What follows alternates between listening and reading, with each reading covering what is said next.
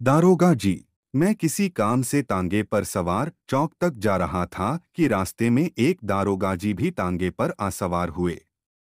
तांगा थोड़ा आगे बढ़ा ही था कि सामने एक आदमी को देखकर दारोगा ने उसे सलाम की। सलाम का जवाब न देकर उस आदमी ने दारोगा को देखते ही गालियों की बौछार के साथ साथ उस पर पत्थर फेंकने शुरू कर दिए। एक पत्थर दारोगा के लगा और मैं बाल बाल बचा। तांगा आगे बढ़ गया तो भी वह आदमी दूर तक गालियां देता और पत्थर फेंकता पीछे पीछे थोड़ी दूर तक दौड़ा आया।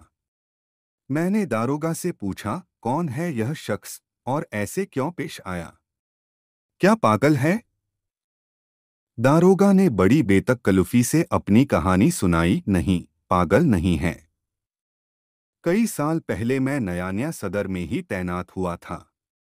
यहाँ एक हसीन लैला से मेरी आशनाई हो गई थी। उसके मोहजाल में फंसा था कि 2 साल बाद मेरा तबादला हो गया। मैं हसीना को बाद में अपने पास बुलाने का वादा करके रुखसत हुआ। वहां मैंने घर वालों की मर्ज से एक और लड़की से शादी कर ली और लैला को लगभग भूल ही गया। वहां से कुछ समय बाद फिर एक बार इधर आना हुआ तो हसीन लैला का हालचाल जानने का दिल हुआ। मैंने उसके दरवाजे पर दस्तक दी। काफी देर बाद उसने दरवाजा खोला। मैंने उससे माफी मांगी और कहा कि काम में बुरी तरह उलझा रहने की वजह से नहीं आ सका।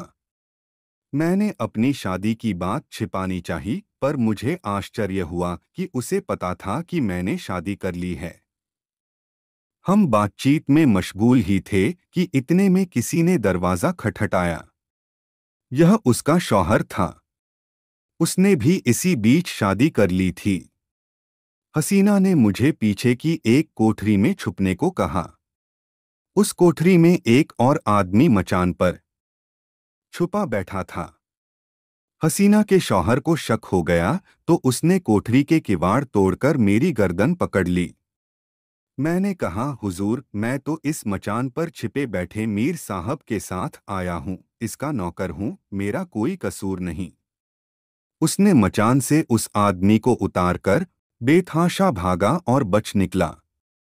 यह पत्थर मारने वाला आदमी वही मचान पर छिपा मीर साहब है जिसकी नाक काट ली गई थी। आपने देखा होगा, उसकी नाक कटी चपटी थी। उसकी यह कहानी खत्म हुई कि इतने में चौंका गया और हम दोनों ने अपनी अपनी राह ली।